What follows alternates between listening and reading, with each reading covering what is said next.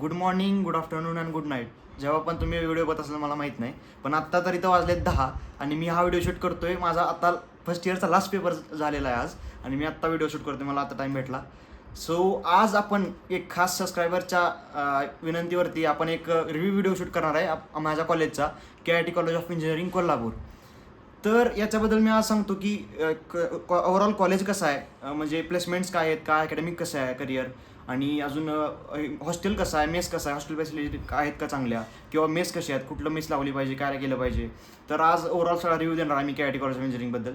So first of all अकॅडमिकबद्दल बोलायचं म्हटलं तर मला वाटलं फर्स्ट इयरमध्ये कंप्लीट केलं आत्ता. इट वॉज ऑल गुड, एकदम ओके, परफेक्ट आहे अकॅडमिक्स. सगळे टीचर्स एकदम एक्सपिरियन्स्ड आहेत आणि चांगले शिकवतात, त्यात काही सुद्धा वाद नाही आहे. एकदम बेस्ट आहे कॉलेज अकॅडमिक्ससाठी. म्हणजे शिकवणं वगैरे तर ठीकठाक आहे, ठीकठाक म्हणल्यापेक्षा जास्त अबाव ॲव्हरेजेस आहे.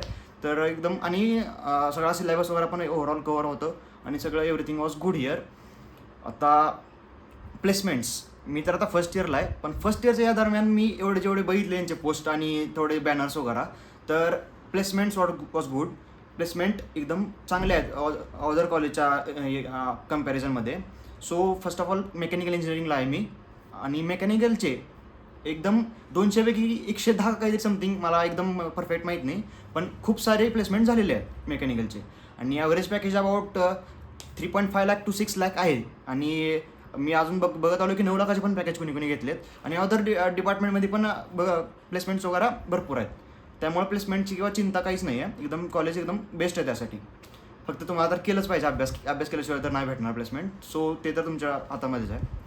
So next, campus was good, but तुम्ही जे म्हणता ना की बाबा एक फिलिंग पाहिजे कॅम्पस टाईपची, ती जरा थोडीशी कुठेतरी फिलिंग कमी पडते. कॅम्पस ग्रीनरी आहे, सगळं ओके, कॅम्पस ठीकठाक आहे. आता डेव्हलपमेंट्स होत आहेत, आता नवीन आपला फूड कोर्ट पण झाला आहे आपल्या कॉलेजच्या पुढे. एवढं सगळं एकदम चांगलं असताना पण थोडीशी एक नॉर्मल वाईब कमी पडते आहे.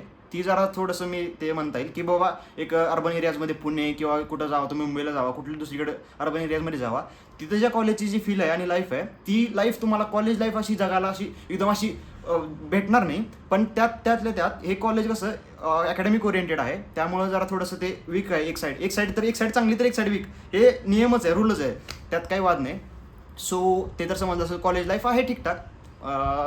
इट्स अपॉन यू की आपण कसं एन्जॉय करतो ते त्याला.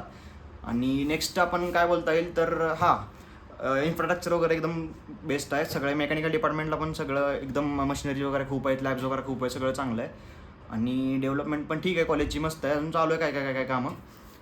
तर आता नेक्स्ट बोलूया आपण हॉस्टेल फॅसिलिटीज.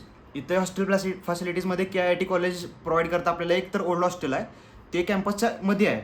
एक मी जे हॉस्टेल आहे ते गुरुकुल हॉस्टेल आहे. ते गुरुकुल हॉस्टेल एकदम आपल्या मेन गेटच्या साईडलाच आहे. तुम्ही माझा जरा पहिला व्लॉग बघितला असेल गुरुकुल हॉस्टेलचा, हॉस्टेल टूरचा, तर त्याच्यामध्ये तुम्हाला ते हॉस्टेल दिसेल कसं आहे काय ते मी त्यात सांगितलं सगळं, तर तुम्ही ते एकदा चेकआउट करा. सो हे मी जिथं राहतो ते हॉस्टेल एकदम मला तर वाटतं बरं का सुटेबल आहे. फक्त एकच त्यात हे कमी आहे, तिथे कबर्ड्स नाही आहेत, किंवा आपल्याला ठेवायला जी जागा असते ना, हे बोर्ड्स वगैरे, ते नाही आहेत. जागाच नाही आहे जास्त कुठं सामान ठेवण्यासाठी. बाकी ठीक आहे. एका रूममध्ये 3 जण आहेत आणि वाटाचे वॉशरूम पण आहे, त्यामुळं सफिशियंट आहे. मला तर आतापर्यंत असं काही अडचण आलेली नाही आहे. सो आणि अजून एक आहे विवेकानंद, त्याच्यामध्ये पण तुम्ही चेकआउट करू शकता तुम्ही इथे जर आला तरी. पण ते पण किती 6 जणांचं एक रूम आहे, म्हणजे मोठीच रूम आहे. हे जरा छोटे आहेत, ह्याचं डबल रूम आहे, पण त्या 6 जणात एक वॉशरूम आहे, अटॅच वॉशरूम कंबाईन. पण इथे 3 जणांसाठी एक आहे, त्यामुळे ही सुटेबल सगळ्यात वाटतं मला. आणि ओल्ड हॉस्टेल पण त्याचं कन्स्ट्रक्शन ओल्ड आहे, आणि त्याला एक फॅसिलिटी कमी पडते की त्याचे वॉशरूम्स अटॅच नाही आहेत. त्याचे वॉशरूम जे आहेत ते असे काय म्हणतात त्याला, एक पब्लिक वॉशरूम्स आहेत, वॉशरूम टाईप एकदम असे रोमध्ये 5-6, आणि पूर्ण फ्लोअरने तिथं जाऊन सगळं त्यांचं काम करायचं. So that's it. अजून एक विचारलं होतं मला की मेसबद्दल. इकडं मेस आहेत भरपूर खूप. एक कॉलेजची पण मेस आहे, पण मी तिथं होतो फर्स्ट मंथला, पण it was not that good. So मी ते सोडून दिलं. आणि मी आत्तापर्यंत फर्स्ट इयरमध्ये 5 ते 6 मेस चेंज केलो, कारण की चेंज इज एव्हरीथिंग यार. चेंज केलाच पाहिजे लाईफमध्ये. आणि एक ठिकाणचं जेवण खाऊच वाटत नाही इथे. That was big problem here. पण वी कॅन मॅनेज. बाहर रहना है, हॉस्टेल लाइफ जगनी है, तो करना ही पड़ेगा ना. तो करना ही पड़ेगा आपको. आप किधर भी जाओ, पुणे जाओ, मुंबई जाओ, किधर भी जाओ, औरंगाबाद जाओ, इधर उधर किधर, ओवरऑल महाराष्ट्र में जाओ और ओवरऑल इंडिया में जाओ, अपने को वो फेस करना ही पड़ेगा. घर वालों जैसा खाना नहीं मिलेगा. वो तो ट्रूथ है भाई. वो तो किधर भी नहीं मिलेगा घर वालों जैसा खाना. सो यह भी इधर ही वही है, बस आपको चेंज करना पड़ेगा. और मेस अच्छी है इधर नीचे, तो वही मैं 3-4 महीने से हूँ इधर. तो अच्छा है सब कुछ, ठीक है, मैनेज हो जाता है, कोई दिक्कत नहीं है। बस इस वीडियो के लिए इतना ही। और कुछ हो क्वेरीज कमेंट्स और कुछ क्या क्या पूछना है तो पूछो कमेंट्स में, मैं आपको रिप्लाई करने की कोशिश करूँगा। फर्स्ट ईयर के हिसाब से मैं इतना ही बता सकता हूँ। So thank you so much, thanks for watching.